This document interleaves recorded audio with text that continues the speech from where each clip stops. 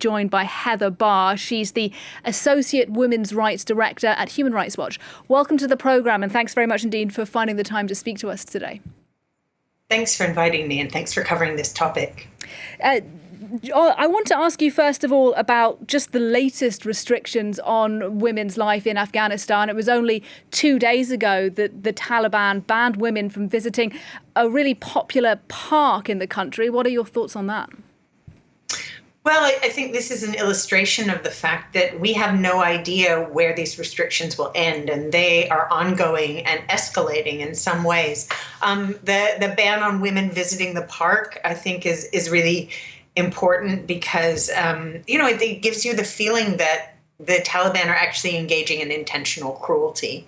They're not satisfied with just banning women from education and employment, but they want to take away other things like parks and sports, and they've closed all the beauty salons about a month ago. So just things that make you feel human.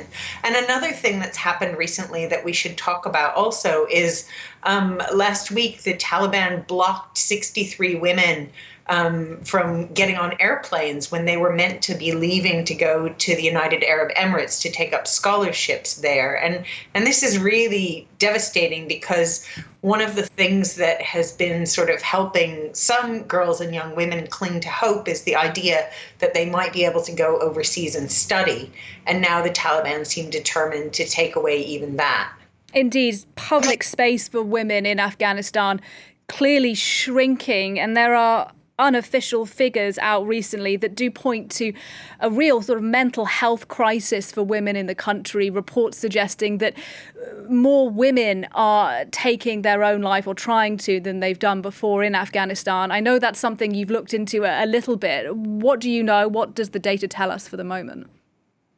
So these reports have been emerging for many months now, but there's a particularly important set of research that's just come out, done by an Afghan media organization called Zan Times. And what they find is exactly what you've said, that, there's evidence that more and more women and girls are trying to commit suicide or are dying by suicide. And I think that that's unfortunately not surprising at all when you think about how challenging it is to get up in the morning and go on in a situation where you've lost your independence, you've lost perhaps your livelihood, your social networks, your dreams for the future, and the walls keep closing in even further on you every day.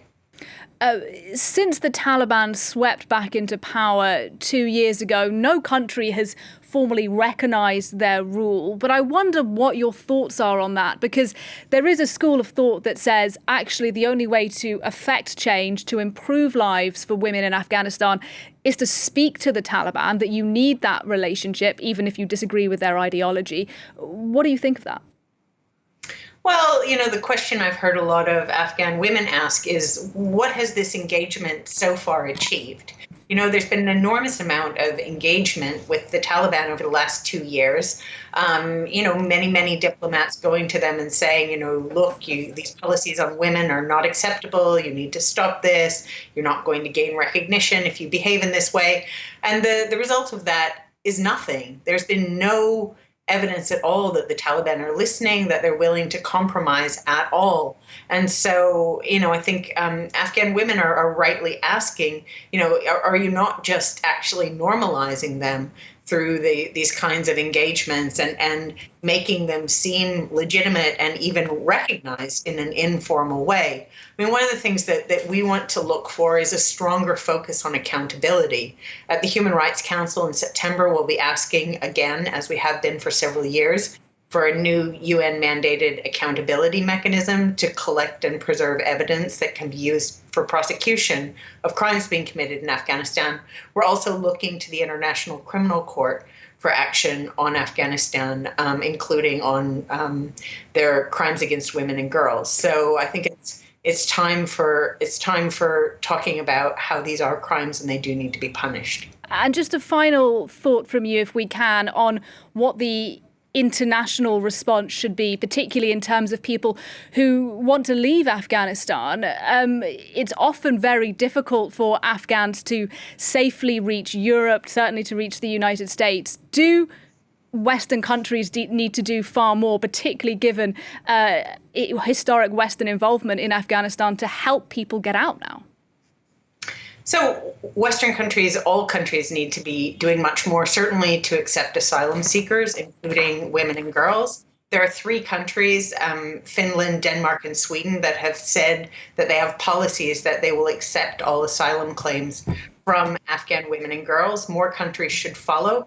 But there's a need to do more in addition to accepting asylum seekers. There's been a real lack of leadership in terms of the international response to the women's rights crisis.